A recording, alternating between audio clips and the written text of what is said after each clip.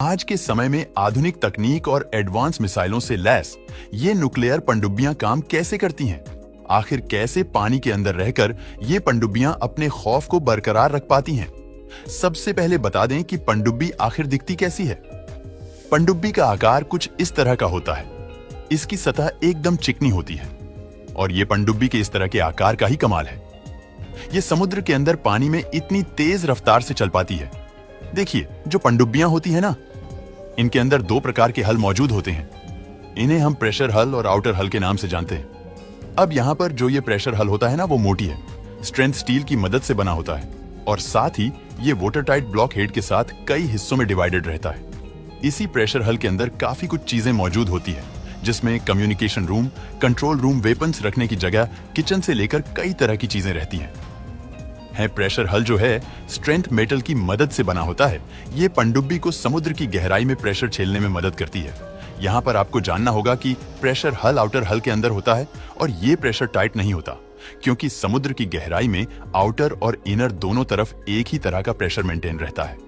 आप अगर पनडुब्बी के बाहरी हिस्से पर नजर डालेंगे ना, तो यहाँ पर आपको एक ढांचा नजर आएगा। यहाँ पर कम्युनिकेशन सेंसर के अलावा एक पेरिस्कोप भी लगा होता है। इस तरह के पेरिस्कोप के अंदर 45 डिग्री के अगल पर 2 मिरर या फिर 2 प्रिज्म लगे हुए होते हैं, जो कि किसी भी ऑब्जेक्ट से निकलने वाली रोशनी को रिफ्लेक्ट करके नीचे देखने वाले इंसान की आंखों पर पहुंचा देती है। इस पेरिस्कोप के इस्तेमाल से ही पनडुब्बी के अंदर बैठा इंसान पनडुब्बी के ऊपर यानी कि पानी के ऊपर हो रहे मूवमेंट्स पर निगरानी रख सकता है। जब इस पेरिस्कोप का इस्तेमाल नहीं करना होता, तब इसे वापस से आउटर हल की तरफ खींच लिया जाता है।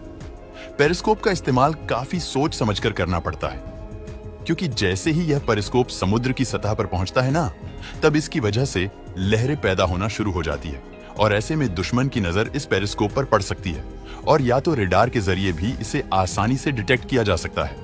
चलिए दोस्तों, अब आपको हम पनडुब्बी में लगे सोनार के बारे में बताते हैं। ये सोनार थोड़ा सा अलग है, जो पनडुब्बी के आगे वाले हिस्से में आउटर प्रेशर हल के बीचों बीच में लगा हुआ होता है। दोस्तों, सोनार एक बहुत ही खास किस्म का इक्विपमेंट है, जिसकी मदद से ये समुद्र के अंदर मौजूद एक ऑब्जेक्ट या फिर किसी भी आने जाने वाले खतरे को डिटेक्ट कर पाती है।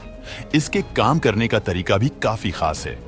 इसके अंदर से एक साउंड वेव को पानी में भेजा जाता है, जो किसी भी ऑब्जेक्ट से टकराकर वापस रिसीव होती है। जो सिग्नल्स रिसीव होती है उसे हम एको कहते हैं।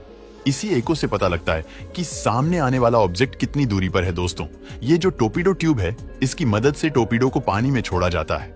इन टोर्पीडो को प्रेशर हल के अगले हिस्से में रखा जाता है। अगर आप इस प्रेशर हल के बीचों बीच वाले हिस्से पर हथियारों को कंट्रोल करने के लिए कंट्रोल सिस्टम मौजूद होता है और पनडुब्बी के हर एक फंक्शन को यहीं से कंट्रोल किया जाता है। यहाँ से पनडुब्बी के नेविगेशन से लेकर टोर्पीडो को लॉन्च करने की कमांड तक दिए जाते हैं। यहाँ पर weapon firing system, steering control system, diving and surface system और मशीनरी कंट्रोल और मॉनिटरिंग पैनल भी मौजूद होता है।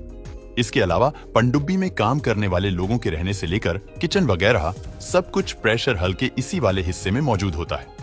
दोस्तों, यहाँ पर आपको मिसाइल ट्यूब भी मौजूद मिलेंगे, जहाँ से पनडुब्बी के अंदर से मिसाइलों को लॉन्च किया जाता है और इसी के पीछे सहायक उपकरण कंपार्टमेंट भी मौजूद होता। आज के जमाने में न्यूक्लियर सबमरीन भी बन चुकी है और जो न्यूक्लियर सबमरीन्स होती है, उनमें न्यूक्लियर रिएक्टर आपको इसी कंपार्टमेंट के पीछे ही मौजूद मिलेगा।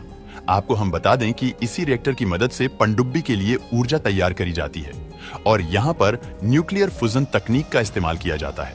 इसके पीछे आपको इंजन कंपार्टमेंट भी मिलेगा, जहाँ पर टरबाइन वगैरह मौजूद होता है।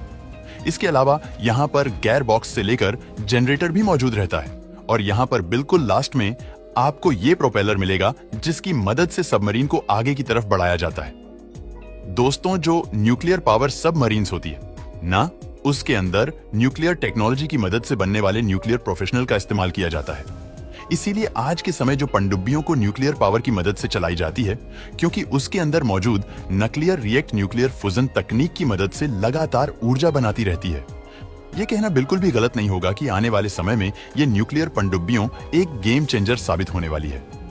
दोस्तों, वीडियो पसंद आता है तो लाइक और शेयर करें।